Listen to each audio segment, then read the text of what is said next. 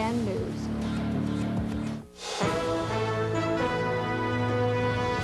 Tonight, line of fire. We are in the Middle East on a day as deadly as any of the crisis. Southern Lebanon, a wasteland, and new fears across Israel.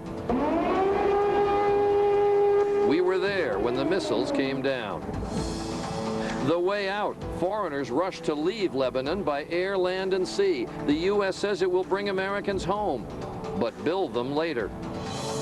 Heat wave, record temperatures across the country. We follow the people who save others from the heat that kills. And down to Earth. Space Shuttle Discovery finishes its 5 million-mile journey. But are there still doubts behind the perfect landing? From ABC News, this is World News Tonight with Charles Gibson. Reporting tonight from the Middle East. Good evening from Jerusalem. This is a region of the world where actions speak louder than words. There was a great deal of warlike action today, but so for the first time were there words from nations outside the region about how the crisis in this area might be resolved. First, today's events. Rockets and bombs fell for a sixth day on both sides of the Israeli-Lebanese border. Israeli air attacks have now killed more than 200 people in Lebanon. Hezbollah rocket attacks have killed 24 people in Israel. The Prime Minister, Ehud Olmert, gave a fiery address to the Israeli parliament, saying his country's offensive would stop only if all captured Israeli soldiers are released, if Hezbollah militants end their attacks on Israel, and if Hezbollah leaves the area it controls on Israel's northern border. Meanwhile, the exodus of people anxious to get out of Lebanon has begun. We'll cover all of this tonight, starting with ABC's David Wright, reporting from Beirut, Lebanon, a country being systematically pounded by the Israelis. David? Charlie, Israel is now trying to establish a security zone inside Lebanon, a buffer where no one can fire rockets at them. What that means on the ground is almost total destruction. Israel is turning southern Lebanon into a wasteland. Today, Israel struck points in the north, the west, and the east. But the south of Lebanon bore the worst of it. At a factory in Sidon that makes tissues, at countless gas stations and farms. Today, Israel even targeted the sewage system. Entire families are now packing up and hitting the road. All the main roads are ruined. The bridge is broken. But there's a traffic jam headed north. These families say they have nothing to do with Hezbollah. They just want to leave. All I care about is that I don't pay the price for somebody else's crime, okay? Okay? They're innocent people. They're frightened and angry. We are Hezbollah and we will destroy Israel. Today the war came uncomfortably close to us. A flaming projectile spiraled towards our camera position. It's not clear what it was. The Israelis claim it was a Hezbollah rocket aimed at Tel Aviv and that Israel shot it down. The Lebanese say an Israeli drone they downed as it dropped propaganda leaflets like this one, a cartoon showing the Hezbollah leader as a snake being charmed out of a basket by the leaders of Iran and Syria. Whatever it was scary. The terrible reality of this war hits home for everyone here. Today, these children, refugees from the south, drew jet planes, Israeli bombers. This is where they saw those planes when they blasted the city of Tyre. 20 civilians were killed here, mostly women and children. That kind of destruction is what leads many ordinary Lebanese to view the Israelis as villains. Whether or not they approve of Hezbollah, they hear the bombs raining down. They see the destruction, and many are angry at Israel. Charlie? David Wright reporting tonight from Beirut. As we mentioned, evacuations from Lebanon have begun. Hundreds of foreigners have already boarded ships and set sail for the island of Cyprus. Others have left over land. Tonight, the U.S. military's plans for pulling out Americans who want to leave are falling into place. And ABC's national security correspondent, Jonathan Karl, has that story. Get ready immediately. That's the message the U.S. Embassy sent today to American citizens who want to leave Lebanon. But there hasn't been anything immediate about this evacuation. Just 63 Americans have been evacuated so far, a drop in the bucket considering there are 25,000 American citizens in Lebanon.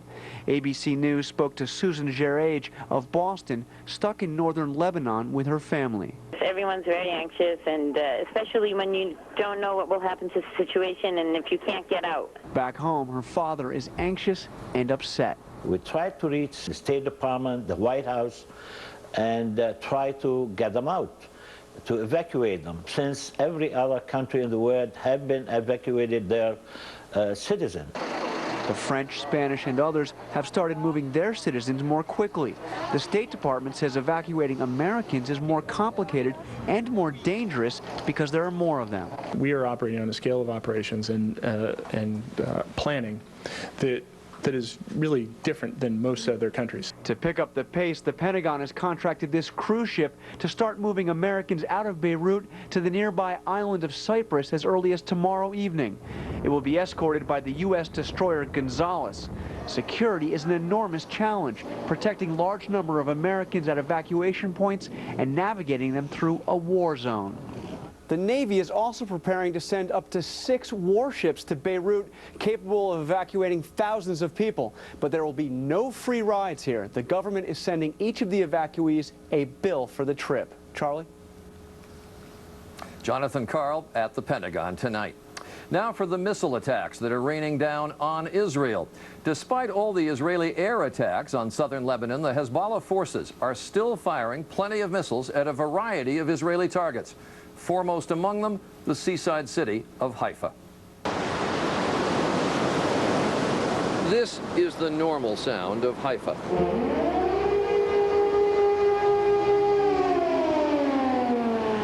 This was the sound of Haifa today. And this was the reality, an incoming missile, fortunately this one landing in the water. There were 3 waves of missiles today, 15 rockets in all aimed at the city by Hezbollah militants. Most landed harmlessly, at sea or in uninhabited areas. Most. But one of them did hit home, and it was this home near the sea in Haifa. An apartment building, 3 stories, 6 people were wounded, 3 seriously, but miraculously no one was killed. In the 2nd floor apartment, the one there covered by the concrete slab from the 3rd floor, living alone, a 70-year-old grandmother who normally at the hour the missile hit would have been sitting on her balcony. But today she was back asleep in the bedroom and thus was saved. The table still set for lunch, the flowers still colorful, the drapes hanging in front of a window that no longer exists, all testament to the disruption of everyday life. Emotions are close to the surface. Near tears outside the destroyed apartment, this man screamed, "How can we let this happen? We must kill them all." Security forces were out in force. Ambulances were seemingly headed in every direction. Shopkeepers quickly closed their shops. One man even abandoned his car right in the middle of the street and headed for shelter. But surprisingly, there is no mass migration out of the city. As we stood outside the destroyed apartment, another series of sirens. The move for cover was orderly. Haifa's chief of police. This population here is strong. They can endure a situation like this for many days, and we will let the army, we'll give the army all the time that it needs to deal with the situation. No sense of panic. Not at all. Not at all. Bulldozers were quick to clean up Haifa's remains of the day. As one local official said, this was a lucky day. For the first time today, the international community began to talk about how to end this crisis. British Prime Minister Tony Blair and UN Secretary General Kofi Annan today called for an international force, perhaps UN troops, to step in and police the Israeli-Lebanese border.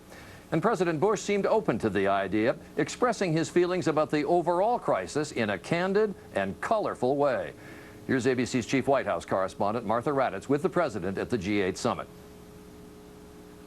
President Bush and his British counterpart have made numerous comments about the Mideast crisis at this summit, but today's were by far the most candid because the two leaders were unaware a microphone was on. President Bush